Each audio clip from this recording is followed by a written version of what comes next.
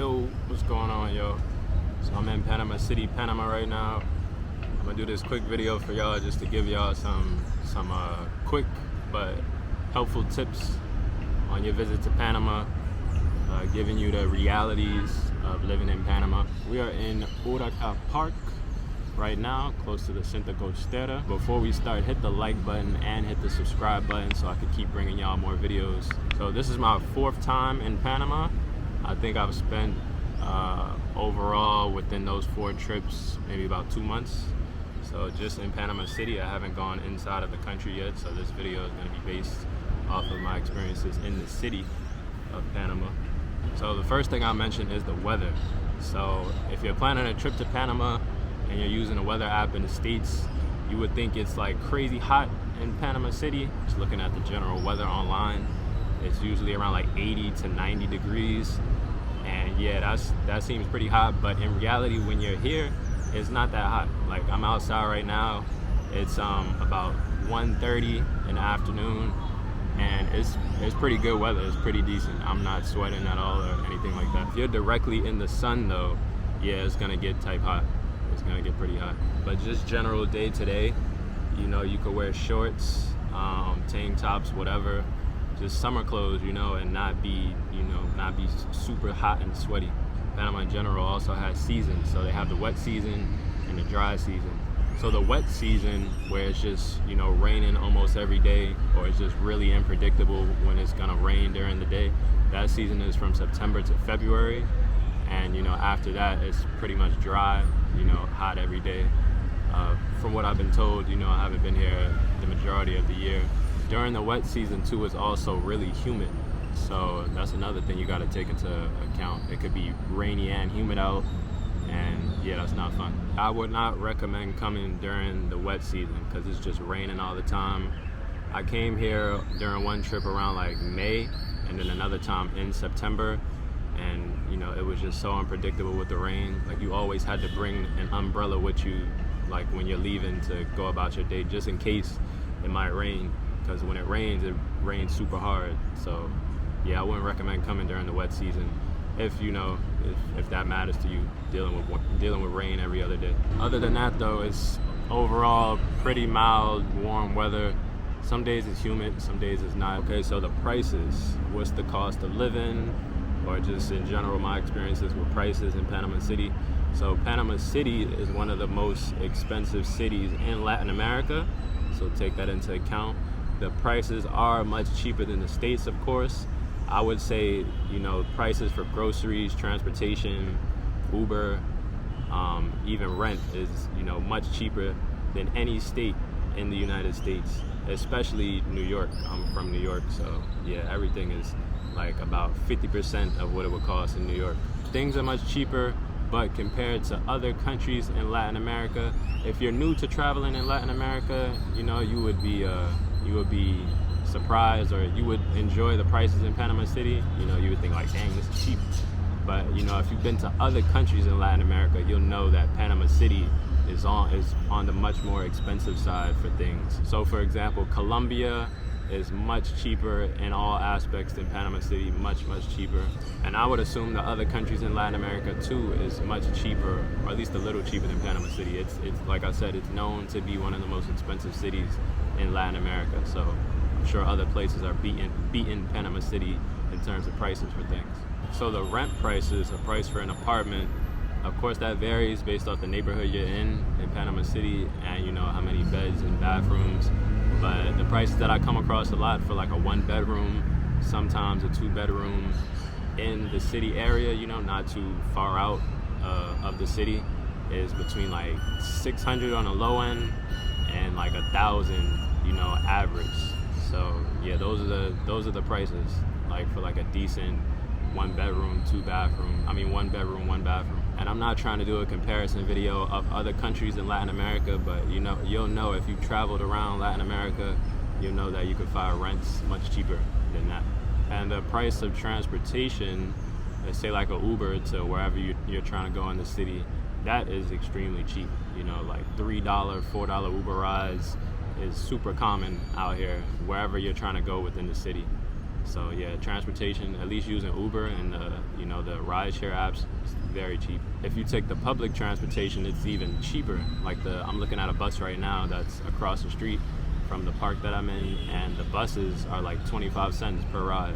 Trains are also like 25 cents, maybe like 25 to 50 cents, I think. But yeah, it's super cheap for public transportation too. The bus system that they have is called Metro Bus. Their buses, they have pretty nice buses, so I haven't had any complaints with their buses. The train system too, if you're coming to Panama City, I recommend you take the train at least once, take it just one stop. Take the train, look out the window just to see the other parts of the city. Take the train like closer and closer towards the airport until, whenever you want to stop and go back. But, you'll get a good view of the upper region of the city that's at least closer to the train. So what else? So food prices. Food is also cheaper than United States. Let's say like a pack of chicken could cost you like $3, $4. Eggs, super cheap. Milk, super cheap. Food, grocery shopping is cheaper than the United States, much, much cheaper. So yes, you will enjoy grocery shopping out here. You will not be breaking your wallet every time you buy groceries out here. Now, eating out could be somewhat expensive depending on the restaurant you're going to. If you're going to the tourist neighborhood, I'm not sure if you know, but the main tourist neighborhood is called Casco Viejo, also called Casco Antiguo. And that's the tourist neighborhood where a lot of the restaurants are and everybody goes. Those can get expensive, of course. But if you're just eating out at like a local, restaurant, eating like a typical Latin meal, rice and beans, whatever, that could be cheap.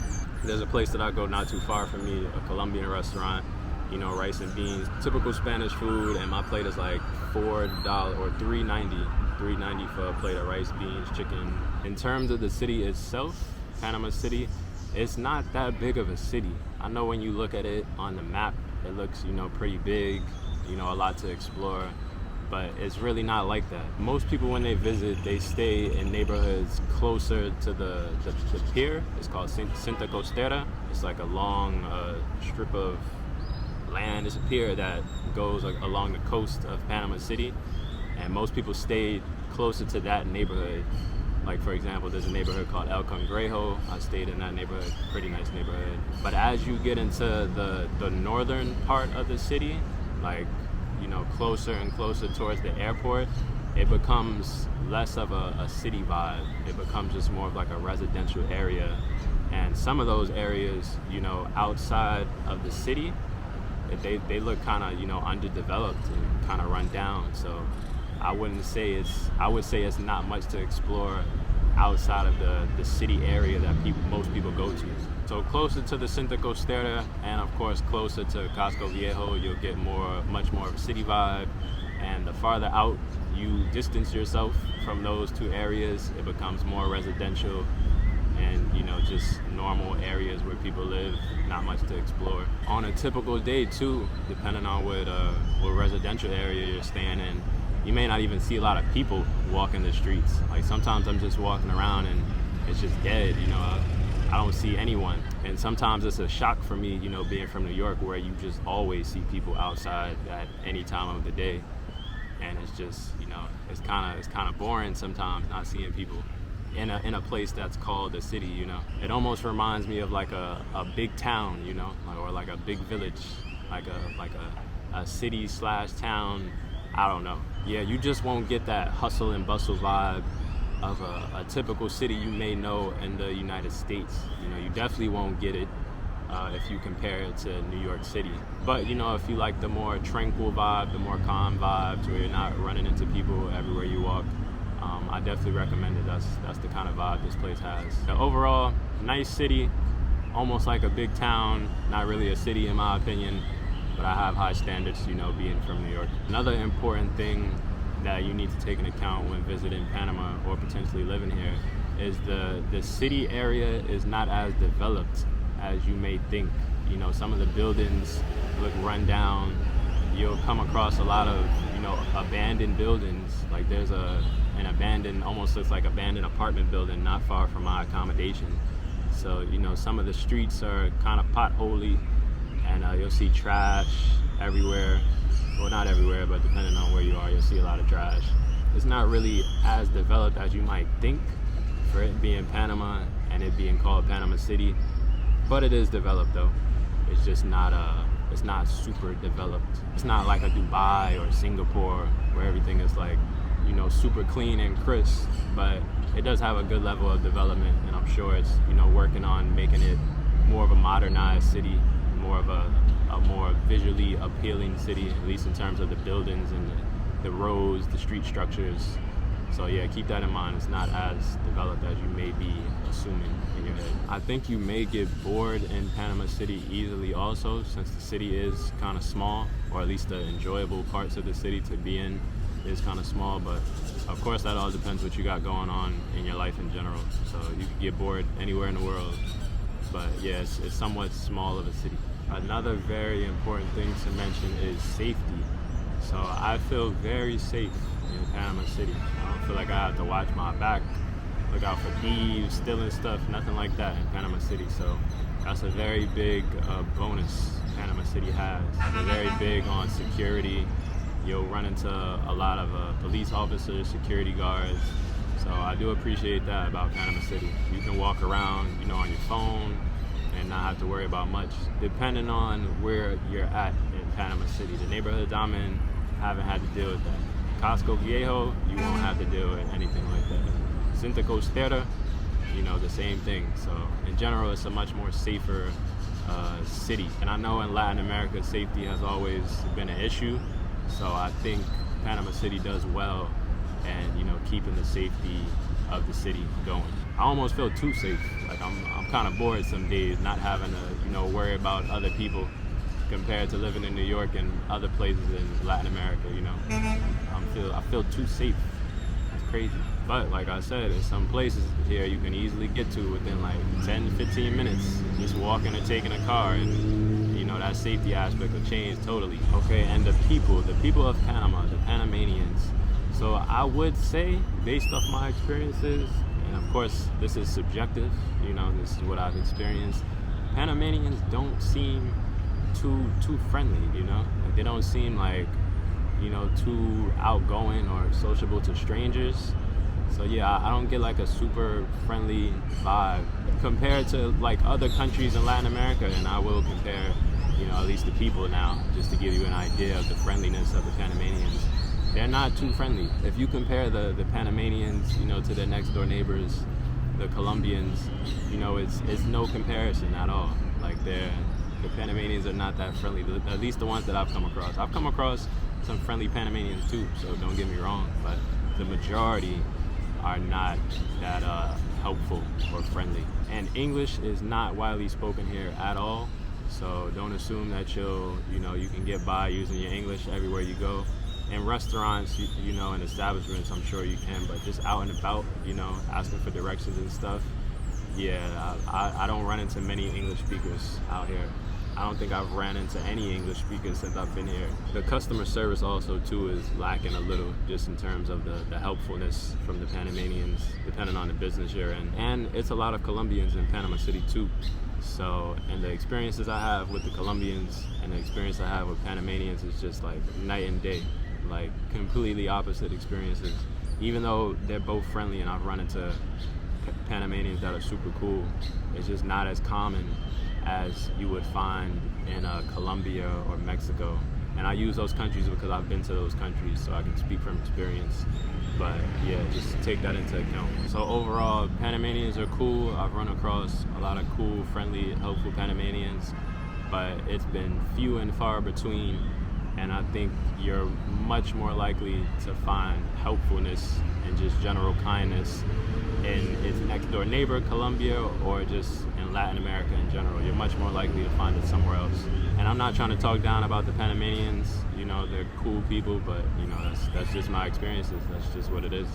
So the Panamanian women, they definitely look good, definitely look better than females in the States. They're more of like a brown skin complexion, definitely have the Latina look, reminds me of Dominicans a lot.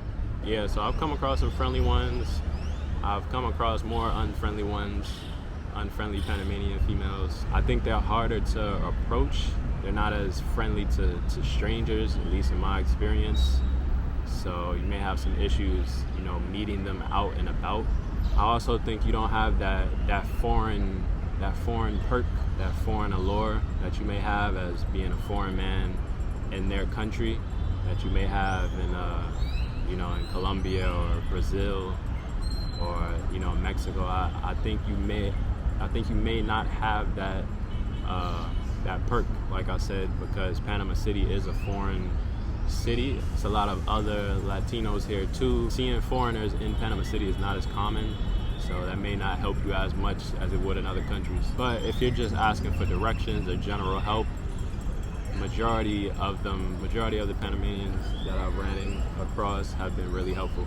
So, but if you're trying to talk to them, you know, trying to get the number, trying to practice your Spanish with them, see what it's about, see if they got a boyfriend, yeah, it might be a little difficult.